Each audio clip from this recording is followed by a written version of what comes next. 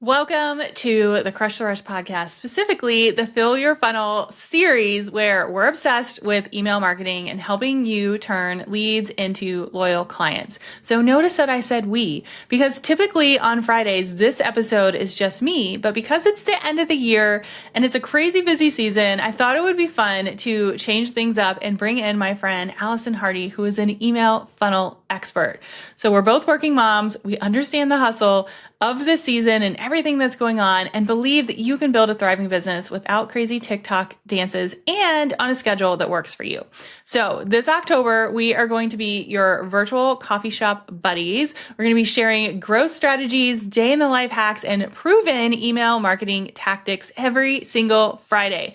So go ahead and mark your calendar, because you're going to get actionable steps, real results every single episode. Each episode features one key action step. You're going to complete it. You're going to share it on social with us and watch your funnel flourish. Just tag us at the Holly Marie Haynes and at Allison_Hardy_. By the end of the series, you're going to have the skills and the confidence to crush your 2025 goals. Plus, we've got a networking event on October 30th to celebrate your success. So let's fill your funnel, boost your business, and conquer the end of year rush together. Make sure you subscribe for the weekly episodes and check the show notes, because we want you to RSVP to the networking event. And we've got some bonus resources from both Allison and I waiting for you. So let's get to it.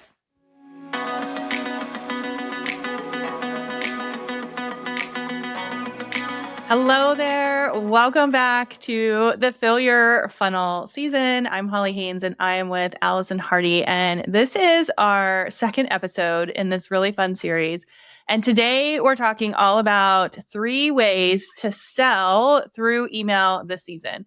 Now, if you missed the first episode, you're going to want to go back and listen, because we talked all about profitable collaboration. So this is now your second way that you can really bring in more sales and do it in a way that feels really good and fun.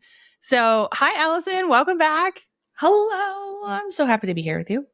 I know this is actually really, really fun. So we're going to just get straight into the details. Allison is a funnel expert. And so I'm really excited to just pick her brain. So let's talk about how you are selling in emails right now. And I know one of the things that you do is gear certain emails to specific buyers. So tell us what that looks like. And if people get overwhelmed by segmentation, tell us why it's a strategy that we should pay attention to. Yeah. So we all have different types of buyers in our audiences. Like, I am the type of buyer who I don't need to know a lot about the program, quite honestly, that I'm buying. I don't need to know where it's hosted. I don't need to know how many calls I get. I don't need to know any of that stuff. I just need to know what the promise of the program is. Yeah. And what the offer is. I don't need a whole bunch of details to buy, because odds are, if I'm in someone's email funnel, I'm probably interested in what they have to say, and I'm probably going to buy something from them. And so I enrolled in that funnel for that specific purpose. So I don't need a lot of information, but that doesn't mean that my audience is the same way. And in fact, most of my audience is not that way. Mm-hmm. Most of my audience needs a lot of information, or they've maybe been burned in the past by a program, or they need me to tell them hey, I understand you have this going on, this very specific pain point. So there's different types of buyers in our networks. And so we need to speak to those different types of buyers in our, especially our sales emails. Mm-hmm. So speaking to, the skeptics, the people who have been burned, all those different types of people is a really wonderful way to help people feel seen, heard, acknowledged. And let's call it like it is. When they feel seen, heard, and acknowledged, they're probably going to buy from you, or at least eventually in the future, they will buy from you, because you're telling them, hey, you're relaying the information that they want to hear from you. You're sharing more about your program in a way that appeals to them. Yeah, I love that so much. Can you give us an example email that you might send in a launch? If somebody's, let's just backtrack. So this is airing in October. It is totally holiday season. People are selling, people are buying. I think even before we did this episode, I saw on the Today Show, people were talking about Christmas already. And I'm oh my God, right? So let's just give an example. The chances are you should be selling something this season because people are buying. Give an example of what that might look like. Yeah. So I have an email that was responsible for $80,000 in sales in 2023, like directly from this email people bought. And it speaks to the people who like need the invitation. So a lot of people, when they're in a launch of yours, they're getting your sales emails, they could probably hit reply and ask you a question, but some people don't know that they can actually do that. So sometimes you have to actually invite them to do that. And so I have an email that I send like mid-launch and all of my launches that says it's like ridiculously simple, but it's for this type of person, the person who needs the invite. So it says, hey, name of person, that name of program is open, that we're accepting new applications or that enrollment is open, whatever the thing is that you're doing. But you haven't done whatever it is that your call to action is yet, which must mean that you have a question. So hit reply and ask away. I'm here. And I usually say like, I'm here drinking a glass of red, watching the West Wing, because usually I am. And I'm here to like answer all your questions. And fun fact, I actually had somebody on Thursday, so like last week, buy off of this email because I said I was drinking a glass of red and watching the West Wing. She was like, I love the West Wing. And like, we totally nerded out over the West Wing. And finally she was like, hey, oh, by the way, I'm going to enroll in your program. I just needed to like talk to you about it first. And I was like, okay, proof that this email is actually super, super helpful. So it's a super short email. It's like pretty casual. It's not fancy. There's no timers. It feels like a Gmail email, but it's totally a part of the launch. And so when people respond to this, obviously you need to answer them, but it's usually someone who just needs like some sort of reassurance, or they have this like really specific question that you haven't answered yet because it's so specific. So they just like want to ask the question and then you respond. And I can say like from my own experience, I close like 98% of those people that respond to that email because they just needed that one more touch point from you. Yeah. So good. So good. Okay. I want to dig into just the season a little bit because if you've been following along, we do have some homework for you, but it's actually going to make selling this season a little bit easier. And I want to talk about what strategies are you using to sell right now? So what does that look like for you? Yeah, I think about email specifically. No, I think about email as like you're constantly selling something, even if you're not like asking for the sale, right? Or asking for money. You're constantly, though, getting people to do whatever it is that you want them to do. So maybe it's like, hey, listen to this podcast episode, or hey, check out my friend Holly's thing. You're constantly selling something. And so creating that culture of like clicking, I think is really important. And people need to get used to the idea of getting an email from you and then they click on something so that they go somewhere else. And if we think about like habits and how people interact with your content, that's a really healthy habit to establish, because when you do pitch something to them, when you're actually selling, they're already used to clicking on things. That's like totally a habit that you have created. So every single email that you're sending out, no matter what it is, there should be something for people to click on.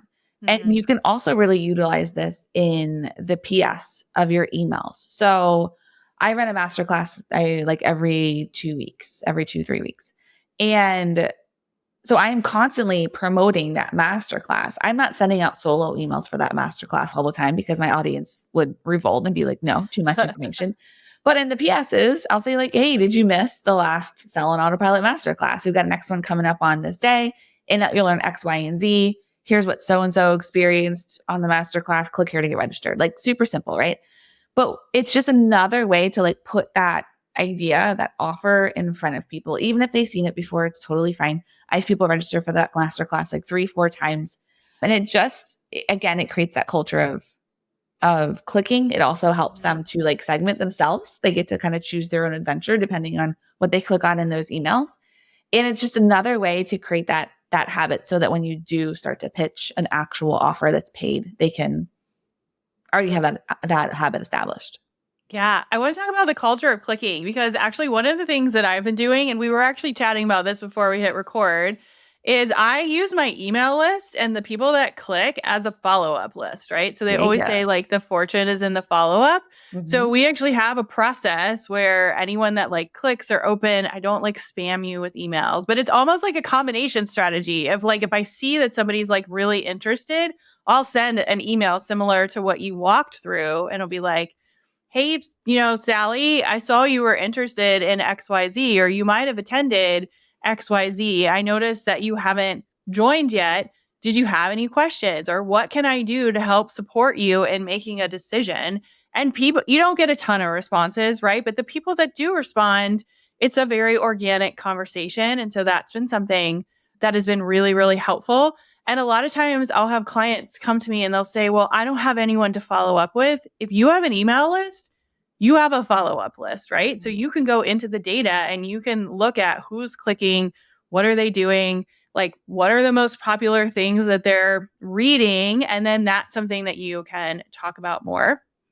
I know the other thing that we talked about as it relates to follow up is like sending individual messages, but also video messages. And so I think this has been, I don't know, I won't lie. The first time somebody sent me a video message back, I was like, what is this?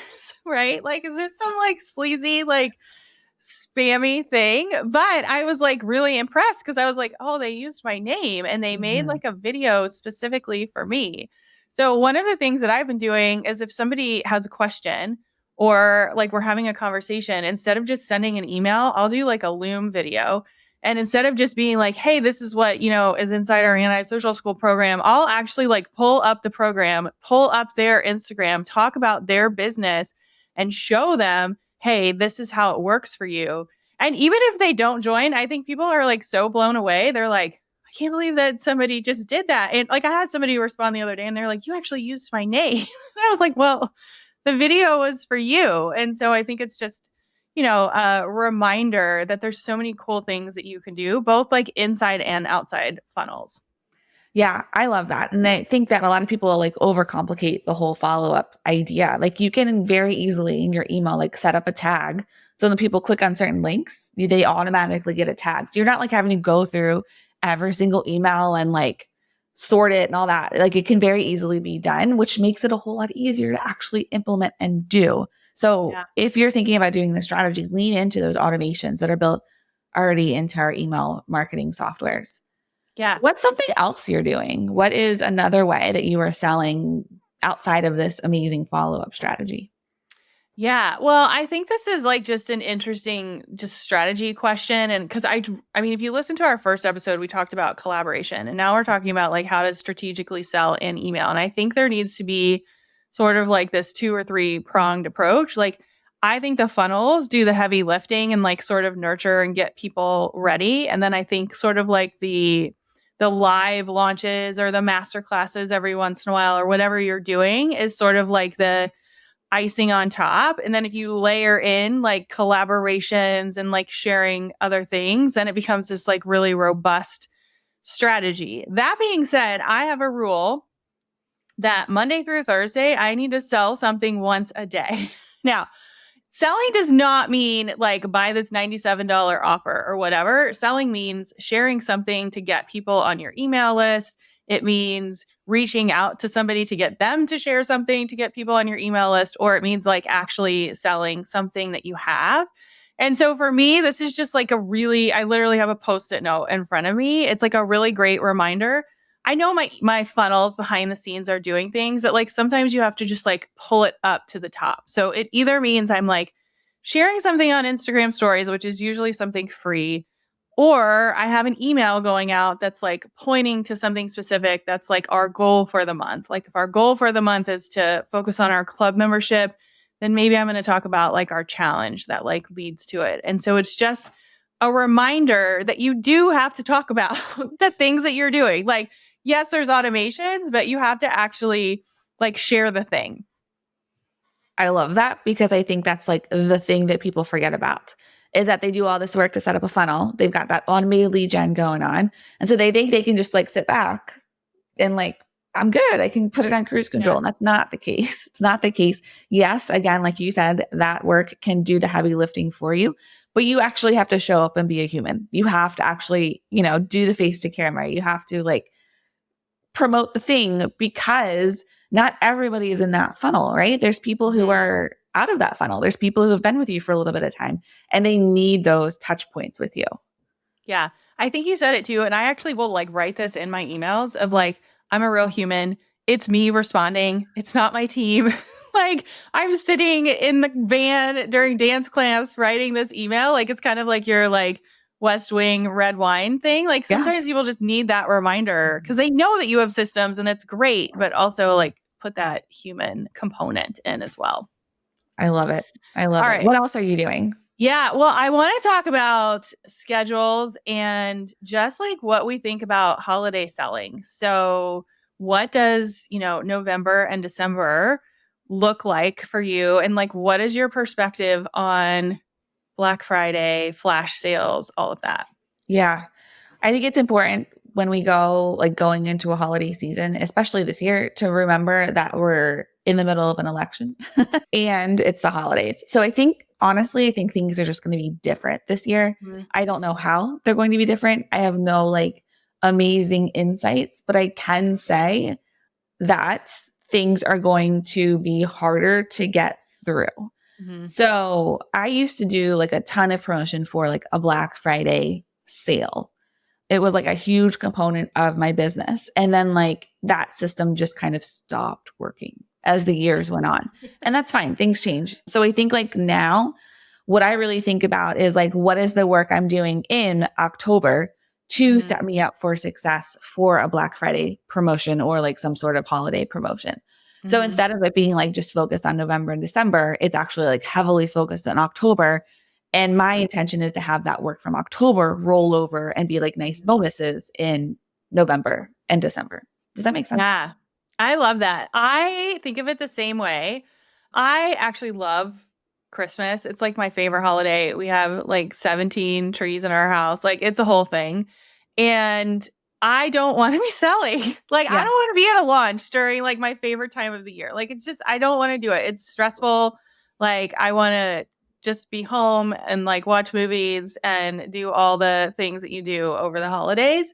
And so similar to you, I will work backwards and I'll say, well, what if I do like this in September and this in October? And then it doesn't mean we're not selling in November and December, but it's more of that like PS strategy or, hey, let's host this. It's not this like huge launch. And so I would just make the recommendation of like really think about how do you want to spend your time, knowing going into the season that it's going to be different. And we were talking before, like, I don't think it's the season where you can skip steps, Mm-mm. right? So if it's like a 7-step process that you have to do something, it's probably going to take all 7 this time. It doesn't mean it's not going to work. It's just going to take the steps. And then something that's worked really well for us is to just create our own holiday. So for the last couple of years, instead of doing Black Friday, I'll do like anti Black Friday and I'll do it like at the beginning of November because I'm like, I want to just shop online and watch Gilmore Girls in November. Like, I don't want to worry about is my like automation on Black Friday at 7 a.m. working. And so doesn't mean don't sell during this time. I would just think about like, what do you want to look like for you? I love that because I have this philosophy in business that when like your business actually works for you, it works for everybody else. So I love that you just said like do what works for you because you're the head of the business. You're the one driving this crazy train. So like let's make sure that how you're showing up and what you're doing during this time of the year actually makes sense for Yeah. you, for your life. And I love that you said like you love Christmas, so you want to take time off. I actually like kind of resent Christmas because my husband is a pastor and works like a crazy Yeah, that's a person. lot. That is a lot. So It's a like I busy am like time. I'm alone with the kids a lot, which is fine a lot during Yeah. Christmas, but like it's just a different experience. So I like am always like, okay, I know that I'm going to be like solo parenting it a lot. How can I make this time of the year feel better? And a lot of that again goes back to the business. Yeah. Yeah. Yeah. Okay. So that leads to our homework for this episode. So the homework is really, really important. We want you guys to listen and hear like what we're working on and sort of our strategy for this season. But we also want you to actually do it because you can get so much from just taking these really tiny steps. So the goal for this week is we want you to map out your promotional calendar between now and the end of the year. And if you want bonus, I would actually say go for January too, because in December, you're not going to feel like mapping out January, right? Yeah. So, how great would it feel if you just took like 15 minutes today, pulled out a piece of paper, and was like, okay, what do I want, my selling or sales or intentions, my goals to look like between now and the end of the year? And then you can work backwards and hopefully apply some of the things that we shared. I love it. And I would, if you guys are like stuck, if you're like, I don't know how to do this, send us a DM. We're here to support you in getting this done so that you can end 2024 feeling good and go into 2025 really strong. Yeah, make sure to tag us on Instagram. It's the Holly Murray Haynes and Allison_Hardy_. And we will make sure to answer all your questions. We can't wait to see what you guys come up with for this season.